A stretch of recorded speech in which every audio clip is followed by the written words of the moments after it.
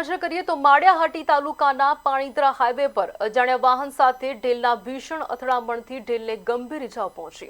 કેશોદથી આવતા જીવદયા પ્રેમી પરિમલ પરમારે અકસ્માત જોઈને તાત્કાલિક ધોરણે ઢેલને બચાવવાનો પ્રયાસ હાથ ધર્યો હતો। જખમી ઢેલને તરત માળિયાહાટીના ફોરેસ્ટ વિભાગ ખાતે લઈ જવામાં આવ્યો હતો, પરંતુ અધિકારીઓની લાપરવાહીથી ઢેલનો જીવ બચાવી શકાયો નથી। આમ જીવ કહી શકાય કે આમ જીવદયા પ્રેમીઓમાં ભારે આક્રોશ જોવા મળ્યો છે।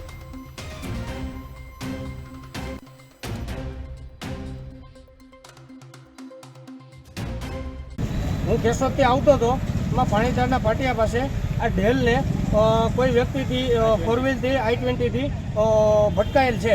તો એના હિસાબે અમે જોયું તો અમે એને ત્યાંથી સારવાર માટે તેને લઈને આવ્યા। તો અમે કોન્ટેક્ટ કર્યો તો માળિયા RFO સાહેબની જે ઓફિસ છે, કચેરી અમે લઈને આવ્યા।